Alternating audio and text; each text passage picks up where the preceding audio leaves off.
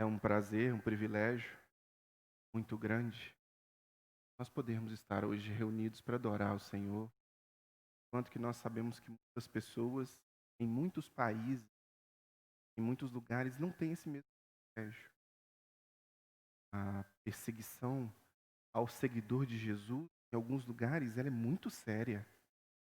Se você for pesquisar agora, por exemplo, países que têm a ideologia comunista como o Norte, como Coreia do Norte, por exemplo, que é conduzida por essa ideologia, ou mesmo a China, vai ver que é uma perseguição muito forte. Hoje na China nós temos demolição constante de igrejas, proibição de venda de Bíblias, limitação das liberdades individuais. Se você for ver na Coreia do Norte, por exemplo, você não tem essa liberdade para pregar o Evangelho.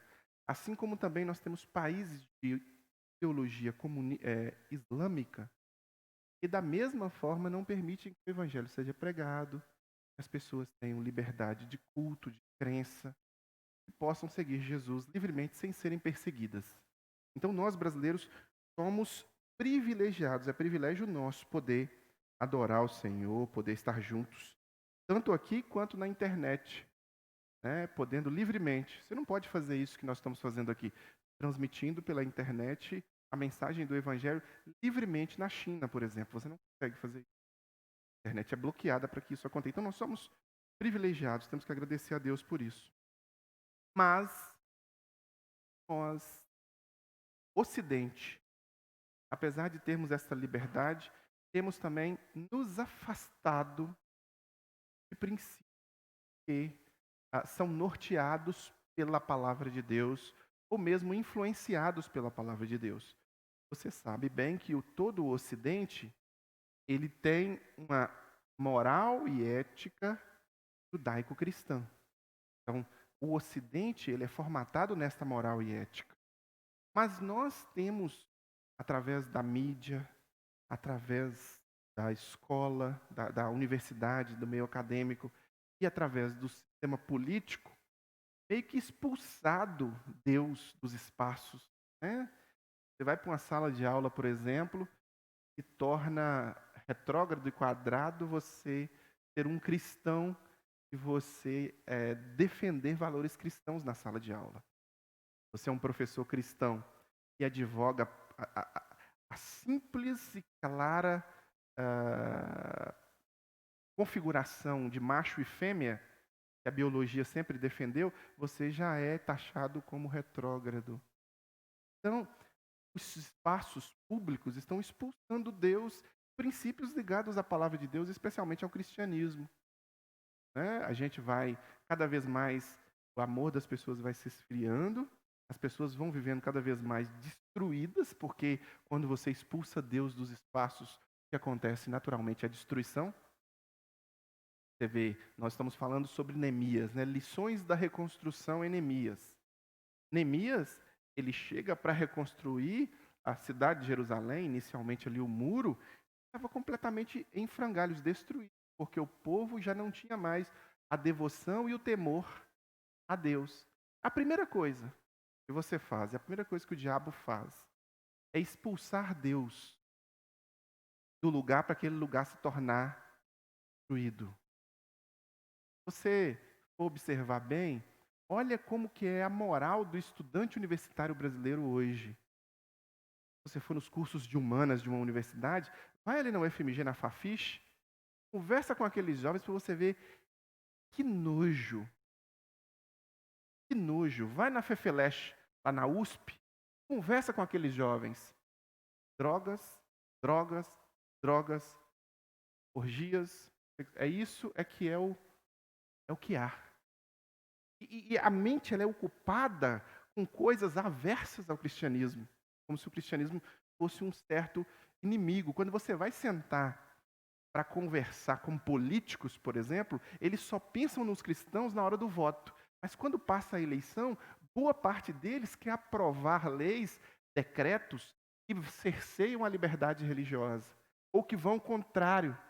Pautas como aborto, casamento gay, liberação de drogas e tantas coisas que são condenadas pelo Evangelho, Eles querem aprovar e fazer e enfiar a goela abaixo da gente. O sistema judiciário, então, nem se fala.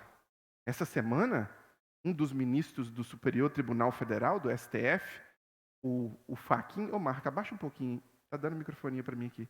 O Fachin mencionou lá que os mandatos de religiosos poderiam ser cassados por abuso de poder religioso. O que ele quis dizer com isso? Ele quis dizer o seguinte: se você tem um grupo, um sindicato que prega o ateísmo, que a maioria dos sindicatos são marxistas, eles são ateístas, você pode eleger um representante e colocar lá na Câmara. Se você tem um grupo que seja homossexual, LGBT, você pode eleger alguém e botar lá na Câmara. Mas os evangélicos não têm direito de colocar um representante, 2 representantes na Câmara, porque isso seria abuso de poder religioso. Percebem como que é sutil a ação de Satanás, sistematizada através dos poderes da República, legislativo, judiciário, executivo, ou mesmo sistematizada numa cultura que nos cerca, para que essa cultura fique entrópica, ela fique se autodestruindo cada vez mais, moralidade baixa. Meus queridos, a nossa nação é uma nação que não tem nobreza de caráter, infelizmente. Nós temos um negócio chamado jeitinho brasileiro, que tomou conta de todos os espaços e que Deus não aprovaria, porque Deus preza pela verdade, não pelo engano. Então, no Brasil, tudo parece que é formatado, de certa forma, para ser do mal, para ser errado. E aí, meu querido, minha querida, eu quero dizer para você que a nossa nação, ela se destrói, ela se autodestrói justamente por isso. Porque Deus não é bem-vindo. Então, o que acontece na nação ali, naquela situação de Neemias? Nós vimos até agora, se não me engano, 9 dicas em Neemias. Nós podíamos tirar mais de 1000 dicas no livro de Neemias, né? Hoje nós vamos encerrar, a partir da semana que vem nós vamos passar para uma outra série de reflexões. Mas nós poderíamos ver mais de 1000, mas nós vimos 9 dicas em Neemias em como reconstruir coisas que foram destruídas. O que você tem que entender é que o diabo vem para roubar, matar e destruir. Ele sempre vai querer destruir. É o que ele faz com a nossa nação hoje, é o que ele faz com a nossa cidade hoje, é o que ele faz nos sistemas políticos, é o que ele faz no sistema religioso também. Mas nós não podemos aceitar as coisas destruídas. Deus nos usa para reconstruir. Reconstruir nossas vidas, reconstruir nossas famílias, reconstruir a nossa nação, reconstruir a nossa realidade, onde nós estamos. Nós somos atalaias de Cristo. Nós somos pessoas que estão iluminando o ambiente onde nós pisarmos. As trevas, elas têm que recuar. Elas não podem permanecer se um cristão está naquele lugar.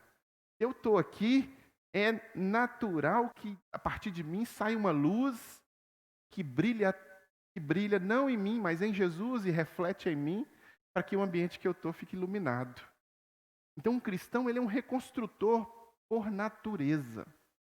E Neemias nos ensina lições de reconstrução. Hoje nós vamos ver as últimas 3 lições de reconstrução. O povo perece, a nossa nação perece, nossos filhos, as gerações que vão cada vez mais se degradando, porque nós expulsamos Deus, estamos expulsando Deus aos poucos, ou mesmo qualquer coisa, qualquer valor ligado a Deus dos espaços.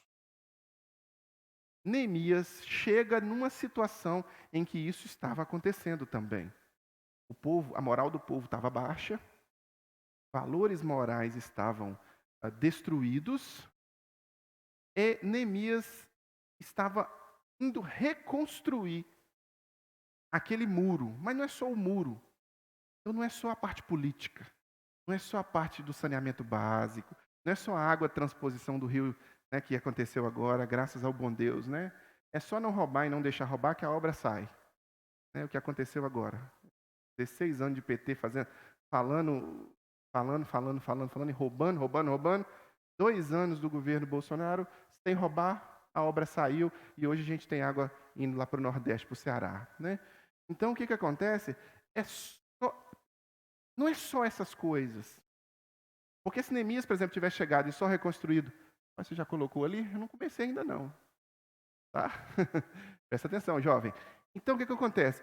Se Neemias tivesse só reconstruído o muro, estruturado o poder político, estruturado a dinâmica social, sem restabelecer o que é principal na sociedade, o muro seria destruído de novo, a cidade seria destruída de novo rapidinho. E o que é principal na sociedade? Temor a Deus. Reconhecer o lugar do Criador na sistematização das relações interpessoais, na dinâmica de adoração, de comunhão e de temor a Deus. E ainda que a sociedade queira viver de forma laica, e nós estamos num estado laico, não quer dizer que tenhamos que viver num estado ateu. O estado laico pressupõe que você deve respeitar, que você deve conviver com todas as crenças. Mas o que dá impressão no Ocidente, especialmente no Brasil e Estados Unidos, a militância muito forte do Partido Democratas lá, a do PT, PSOL, PCdoB e outros grupos revolucionários aqui no Brasil, é que Estado laico quer dizer Estado ateu, tem que expulsar Deus dos lugares. Tem que tirar Deus das realidades. Então, meus irmãos, não é eleger um político bom. Não é eleger um político bom. Eleger um político bom faz parte. Não é ir lá e reconstruir aquela dinâmica. Não, isso faz parte, porque não vai adiantar nada. Você vai lá, elege um presidente, por exemplo, bom, mas o sistema está todo corrompido. O que acontece? Acontece o que está acontecendo no Brasil. Perseguição, acontece falta de conchavo, falta de governabilidade. A governabilidade brasileira sempre foi a propina. Então, o que Neemias faz aqui? Ele começa uma obra e ele, no capítulo 6, versículo 15, termina a reconstrução do muro. Olha para você ver aí. Neemias termina a reconstrução do muro. O muro ficou pronto no 25º dia de Elu, em 52 dias. Quando todos os nossos inimigos souberam disso, todas as nações vizinhas ficaram atemorizadas e com orgulho ferido, pois perceberam que esta obra havia sido executada com a ajuda de quem? Do nosso Deus.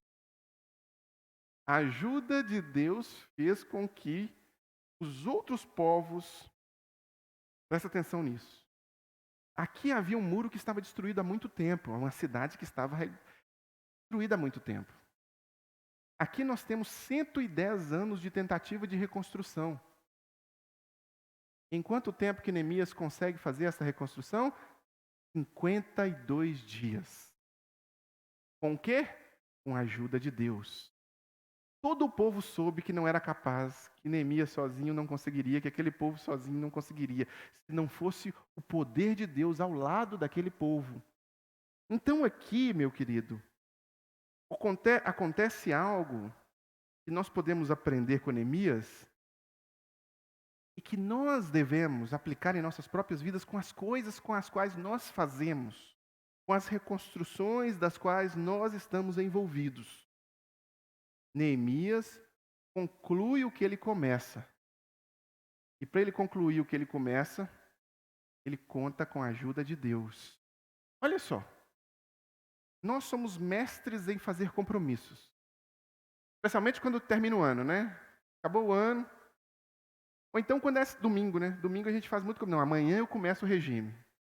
Hoje mesmo eu falei, não, amanhã eu vou começar a caminhar um pouco mais. Né? Porque o Calil está fechando a cidade de novo aí. Vou falar em Calil, que é outro que não sabe nem para onde está indo. Cada hora fala uma coisa, cada hora toma uma decisão na nossa cidade. Eu espero que os irmãos pensem bem na hora de votar. Pelo amor de Deus. Né? Vamos lembrar do que eles estão fazendo conosco agora, quando nós estivermos indo digitar um número na urna. Agora nós temos que pensar o que esses caras estão fazendo e lembrar na hora de digitar o número na urna para eles não repetirem, para eles não fazerem de novo. Fecha parêntese. Então o que acontece?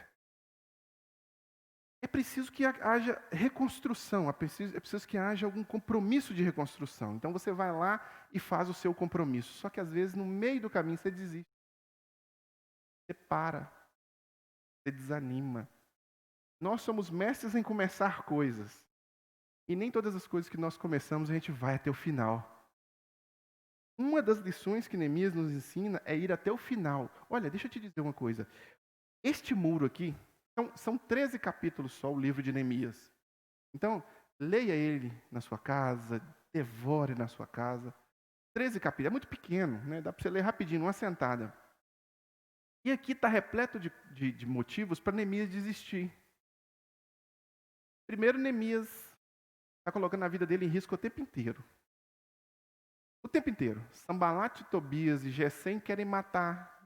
Na hora que Neemias chega, os caras já querem armar para Neemias. Depois eles armam uma armadilha para Neemias, querendo matar Neemias.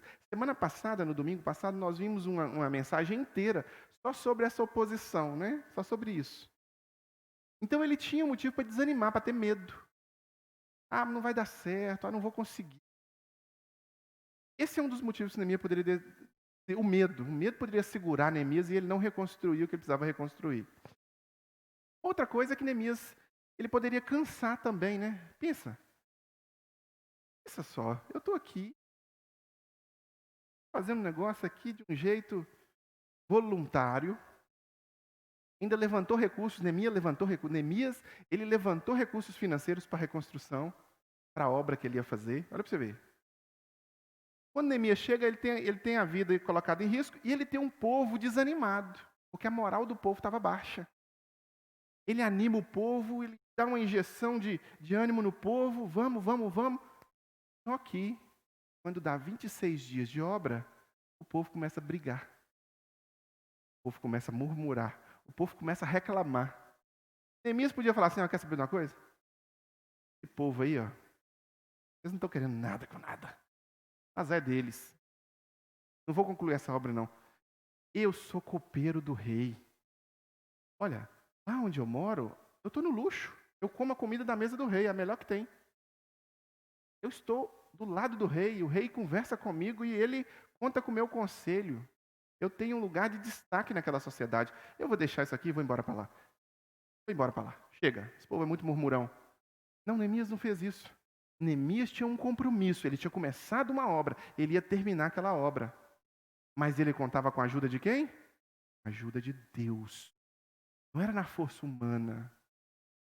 Não era só o que Neemias imaginava, o que ele pensava, a forma de... Não, ele orava, ele buscava a Deus. Nós vimos tudo isso aqui nos domingos passados, né? As armas espirituais eram usadas por Neemias o tempo inteiro, o tempo inteiro. Então, quando você começa alguma coisa, é preciso que você conclua aquela coisa, mas entre o começo e a conclusão, existem as dificuldades para impedir você de ir até o fim. Muitas dificuldades. Dificuldades de relacionamento, dificuldades estruturais, materiais, dificuldades emocionais. É um simples regime. Olha para você ver. Um simples regime.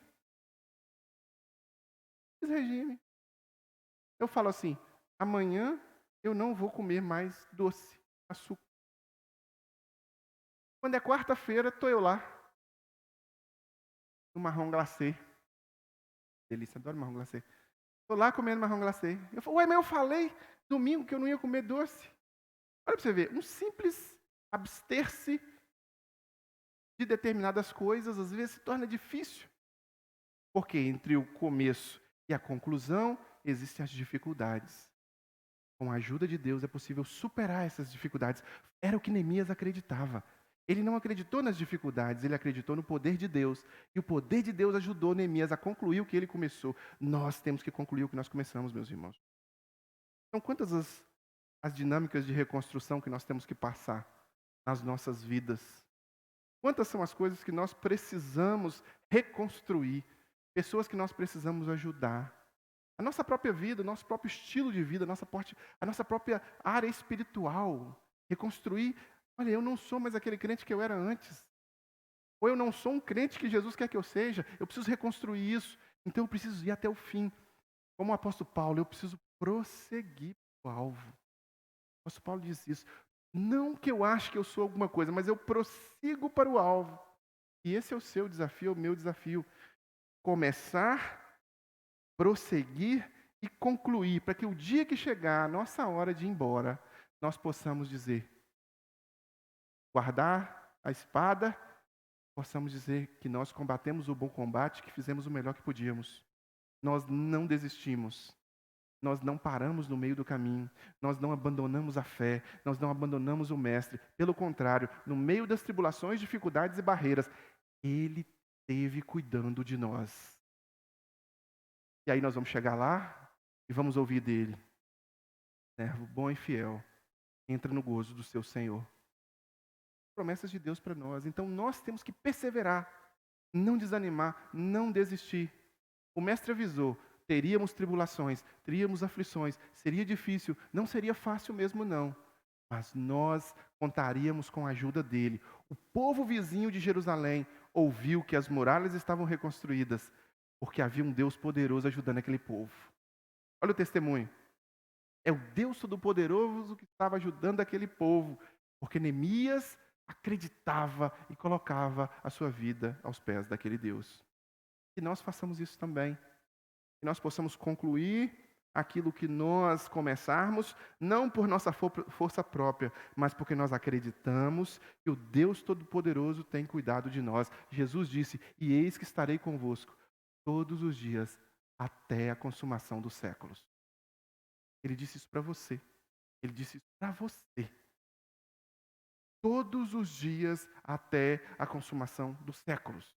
Então é possível com Jesus reconstruir ou vencer os obstáculos que são colocados diante de nós. Uma outra lição que a gente pode aprender com Neemias é que Neemias ele faz uma outra coisa. Ele restabeleceu a importância da Sagrada Escritura ali naquela realidade. Olha no versículo 1 do capítulo 8. Olha no versículo 1 do capítulo 8. A partir do versículo 1, né? Diz assim: quando chegou o 7º mês,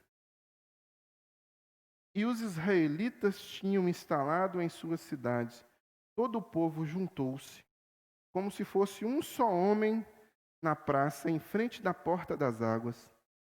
Pediram ao escriba Esdras que trouxessem o livro da lei de Moisés, que o Senhor dera a Israel. Assim, versículo 2, assim, no primeiro dia do 7º mês, o sacerdote Esdras trouxe a lei diante da assembleia, que era constituída de homens e mulheres, e de todos os que podiam entender. Ele a leu em alta voz, desde o raiar da manhã até o meio-dia, de frente para a praça, em frente à porta das águas, na presença dos homens, mulheres e de outros que podiam entender. E todo o povo ouvia com atenção a leitura do livro da lei. O escriba Esdras estava numa plataforma elevada de madeira, construída para a ocasião, ao seu lado, à direita. Estavam Matitias, Tema, Anaías, Urias, Ilquias, Manassés, e à esquerda estavam Pedaías, Misael, Malquias, Azum, Asdaná, Zacarias e Mesulão. Esdras abriu o livro diante de todo o povo, e este podia vê-lo, pois ele estava num lugar mais alto. E quando abriu o livro, o povo todo se levantou. Esdras louvou ao Senhor, o grande Deus, e todo o povo ergueu as mãos e respondeu: Amém, Amém. Então eles adoraram o Senhor, prostrados com o rosto em terra. Irmãos, esta é a ação mais importante de Neemias. Ele chama o sacerdote Esdras e pede que Esdras abra o livro da lei e restabeleça ali com aquele povo um pacto de compromisso com o que está escrito ali. Então Neemias ele restabelece a importância da Sagrada Escritura para aquele povo. O que acontece com aquele povo? O povo viu a ação de Deus na reconstrução do muro, o povo se prostrou diante da porta das águas, colocou a cara no pó, se ajoelhou e adorou ao Deus dos céus, fazendo um compromisso com a lei, a palavra de Deus. Eles haviam abandonado isso, meus irmãos. Deus havia sido expulso dos espaços públicos daquela região. O judiciário já não funcionava mais considerando a ética advinda de Deus. O legislativo, muito menos. O executivo, pior. Não existia. O povo estava em frangalhos. Eles abandonaram a adoração. Tudo estava destruído. O que Neemias faz? Cerca a cidade. E antes de levantar um tijolo sequer em uma outra casa qualquer, ele reúne o povo e faz com que o povo enxergue o livro da lei, a palavra de Deus. Restabelecer a importância da Sagrada Escritura é condição sine qua non, é condição primordial para nós reconstruirmos qualquer coisa. Se você quer reconstruir a sua vida, quer superar algum trauma, você precisa considerar o que diz a palavra de Deus. Eu dizia isso ontem numa live que eu fazia com o pessoal da Juventude Batista de Contagem. Ele me perguntava sobre saúde mental, né? E eu achava a respeito de reconstrução, de vínculos quebrados, emoção destruída, traumas oriundos da infância. E eu disse para ele: restabelecer o que Deus, o Criador, diz a respeito de nós. E acreditar nisso. Você pode pegar todos os livros de literatura, de filosofia, da própria psicologia, colocar de um lado. Você colocar o que Deus diz, a sua palavra, do outro. Deus diz vai pesar muito mais. Porque a palavra de Deus, ela foi escrita por quem criou a alma humana. Deus. Não foi escrita pela criatura humana comum. A palavra de Deus, ela sabe muito mais a respeito de nós do que qualquer intelecto humano pode versar.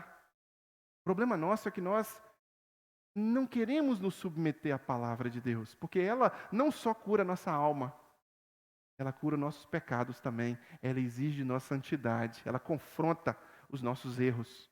Nós queremos ser abençoados, então aqui tem as bênçãos, eu quero bênçãos. As bênçãos que a palavra me dê, as bênçãos que a palavra me dê. Mas junto com a bênção, tem o confronto com a verdade do arrependimento de pecados. Uma verdade que necessitamos confessar os nossos pecados. E de que estamos lidando com um Deus Santo. E que esse Deus Santo nos convida a ir até Ele. E quando vamos até Ele, não há como permanecer da mesma forma. É preciso tirar as sandálias do pecado. Tire as tuas alpargatas. E aí a gente não quer tirar. A gente quer ficar do mesmo jeito. Então a gente pega e fala assim, não, então vamos fazer o seguinte. Tira este livro do nosso contexto. Vamos inventar uma forma de viver sem ele. O que Neemias faz? Restabelece a importância deste livro. Qual é a importância deste livro para você? Deixa eu te dizer uma coisa. Se você for nas configurações do seu celular, tem uma parte lá na configuração, onde está escrito assim, configuração de tempo. E você clicar ali. Depois você for nos aplicativos, Facebook, Instagram, YouTube,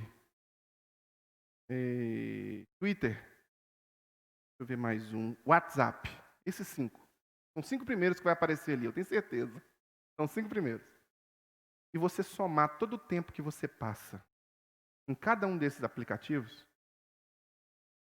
você vai ver que você gasta um tempo considerável nesses aplicativos. Aí eu te faço a mesma pergunta. Vai nas configurações da sua mente, do seu cérebro. Clica nela lá. E a pergunta é, quanto tempo eu passo com a Sagrada Escritura, com a Bíblia, com a Palavra de Deus? Estudando, memorizando, guardando no meu coração, trazendo para a minha realidade, ensinando, pregando, partilhando essa palavra com... Quanto tempo eu passo?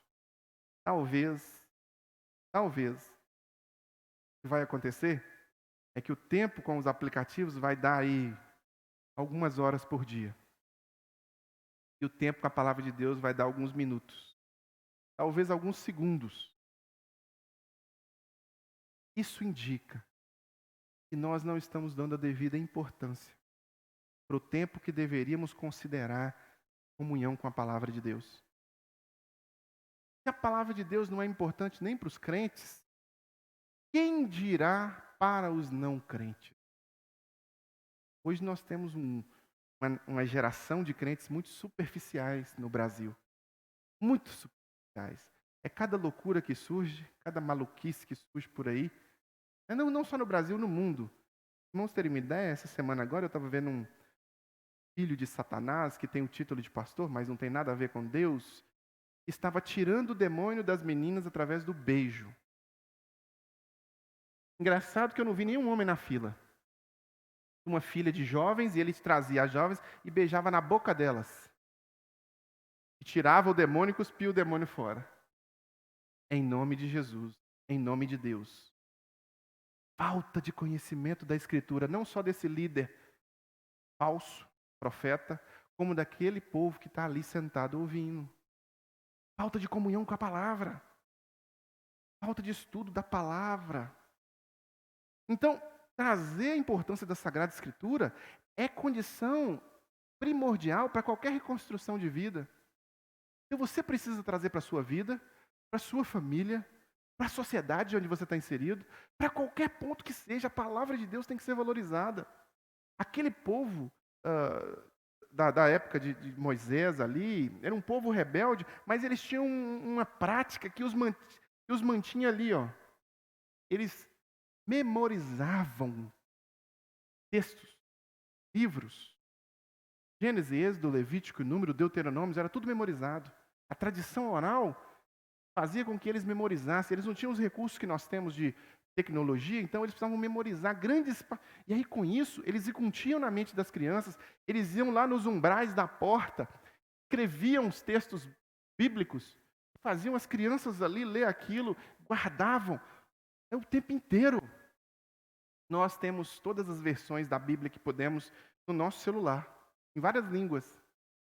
E a gente não consegue decorar meio verso, a gente não consegue, sabe? Então, restabelecer o lugar da Escritura na nossa vida é primordial. Começa a partir de nós, depois isso vai para a nossa família, depois isso está na nossa igreja, depois isso está na nossa cidade, nosso bairro, nosso trabalho, e por aí, o temor a Deus. O temor a Deus deve ser restabelecido quando se restabelece a importância da Sagrada Escritura. Neemias faz isso. Neemias restabelece o valor da Sagrada Escritura, faz o povo se comprometer, e o povo se compromete, o povo se coloca a cara no chão. Não quer dizer que aquele povo acerta, não, porque logo passa um pouquinho de tempo, aquele povo já faz um monte de bobagem. Aí Neemias tem que fazer umas coisas lá. Por exemplo, Neemias deixa claro sobre não se casar com casamentos mistos. Luz e trevas não combinam. Então ele chegava e dizia: olha, você que é uma menina que está solteira, não se comprometa com um cara que não crê em Deus, que não segue a mesma, porque vai dar problema. Luz e trevas vai gerar problema, é julgo desigual. Sabe o que os caras fizeram quando Neemias fez a primeira viagem dele? Acharam as menininhas bonitas lá e casaram com elas. Sabe o que Neemias fez? Escalpo. Neemias era meio bravo. Naquela época era meio diferente, né? De vez em quando eu fico pensando, se os pastores pudessem fazer as coisas que os... Já pensou se um pastor orasse, saísse uma ursa do meio do mato e comesse a cabeça de um... Já pensou? Não é assim, né? Não é assim, graças a Deus por isso. Graças a Deus por isso. Mas aí Neemias fez escalpo daqueles caras, porque Neemias ficou tão revoltado, mas tão revoltado. A palavra está clara, você não deveria fazer isso. Sabe o que o cara lá fez? No templo, ele pegou uma salinha e deu para quem? Ficar ocupando aquela salinha no templo. Sambalate, Tobias. Só porque ele era parente. Os caras que tentaram matar Neemias. Então não quer dizer que aquele povo entendia, mas aquele povo estava sendo confrontado porque aquela palavra era importante. Vamos nos voltar para ela. É isso que nós temos que fazer.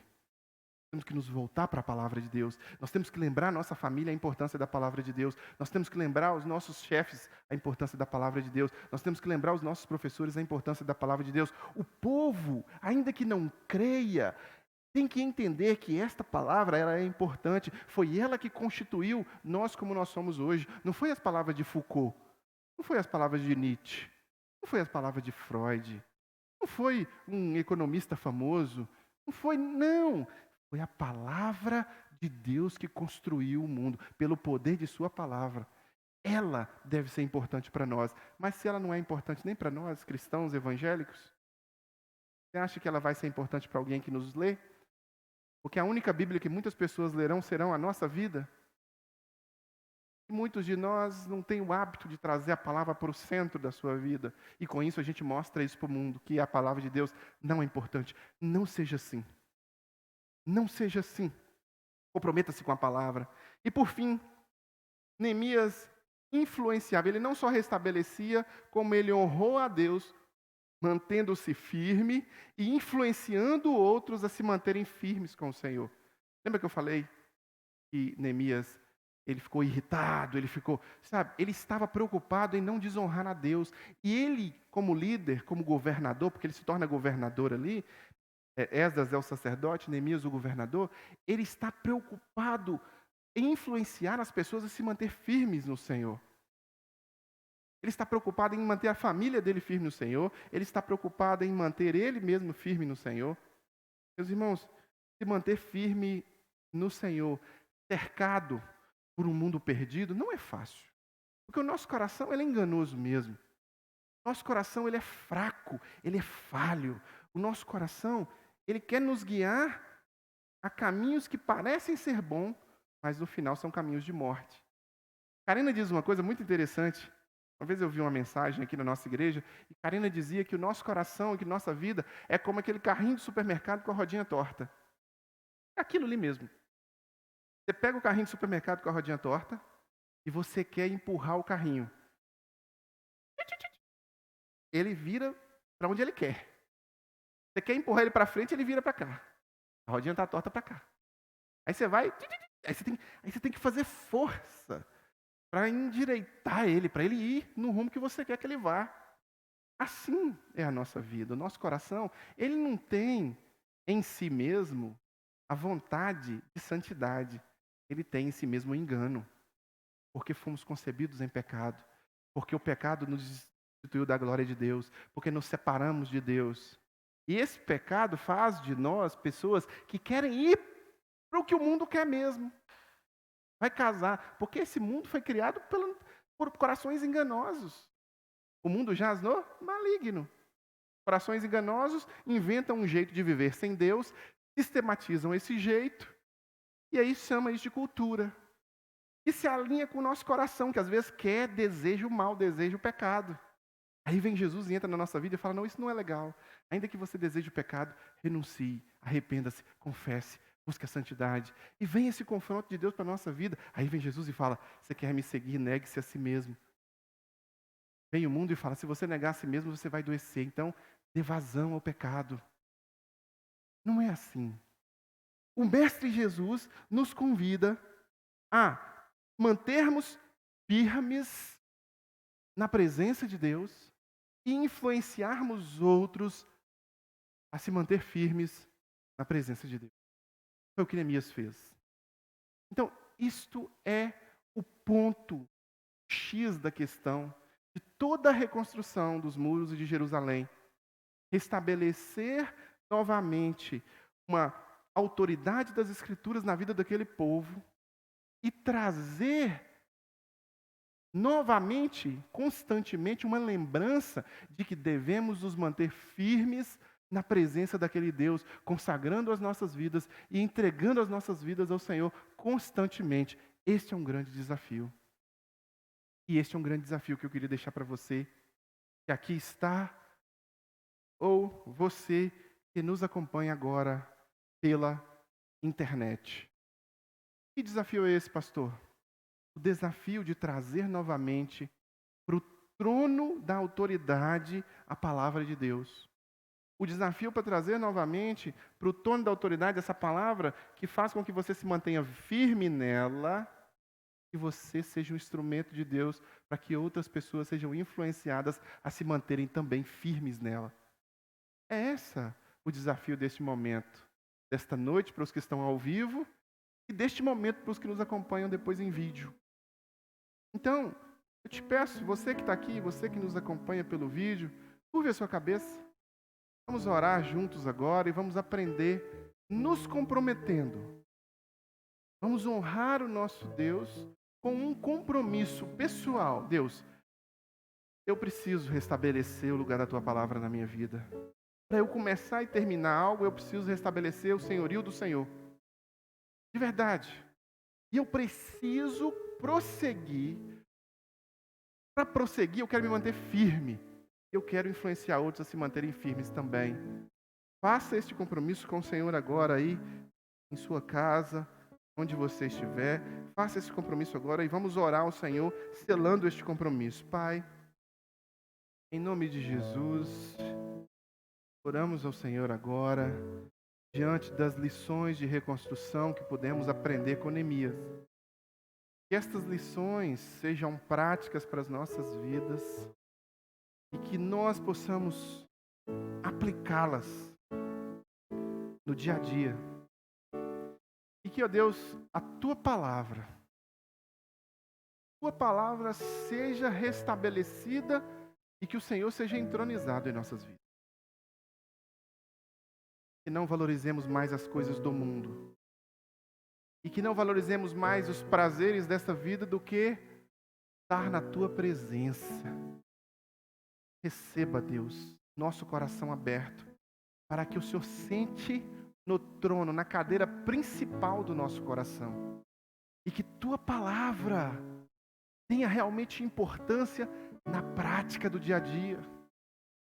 Quando a ansiedade vier, quando as aflições vierem, quando os problemas vierem, quando as perseguições vierem, quando as barreiras vierem, que a Tua palavra, a Tua poderosa palavra, possa trazer ao nosso coração o alívio, encorajamento, cura, transformação. Mas que antes disso, cada um de nós nos comprometamos a dedicar tempo e devoção à Tua palavra. Que essa seja a nossa realidade como cristãos. E que esta devoção seja firme, arraigada na Tua palavra, arraigada no poder do Teu Espírito Santo. Que o Senhor nos use para que outras pessoas também sejam abençoadas e confrontadas pelo poder da Tua palavra. É a nossa oração, Senhor, em nome de Jesus. Amém e amém. Amém, meus irmãos. Quero te dar a oportunidade de trazer o seu pedido aqui à frente. A gente vai cantar uma música. Enquanto isso, você pode já se preparar. E você que nos acompanha pela internet agora, eu quero me despedir de você, dizendo para você que toda quinta-feira, às 8 horas, nós estamos juntos estudando a palavra de Deus. Estamos estudando Atos dos Apóstolos. Toda quinta-feira, às 20 horas, nós temos um estudo bíblico para aprendermos juntos. Então, eu quero te convidar também a contribuir com esta obra. Nós, cristãos, vivemos não de ajuda do governo, mas vivemos dos dízimos e das ofertas. É com ele que nós pagamos essa estrutura de internet, é com ele que nós pagamos o aluguel deste templo, é com ele que nós pagamos esse microfone. E aí, quando você contribui com a obra de Deus, dando seu dízimo e a sua oferta, você contribui com a bênção que flui para a vida de outras pessoas também. Então, eu quero te encorajar a fazer a sua contribuição. Aí na sua tela está passando o número de conta. Você pode fazer assim que acabar esse vídeo, você pode entrar no seu banco e fazer uma transferência online, entregando o seu dízimo, entregando a sua oferta e contribuindo com esta causa. Que Deus te abençoe, que Deus abençoe a sua família e que Deus seja com você. Até o nosso próximo encontro.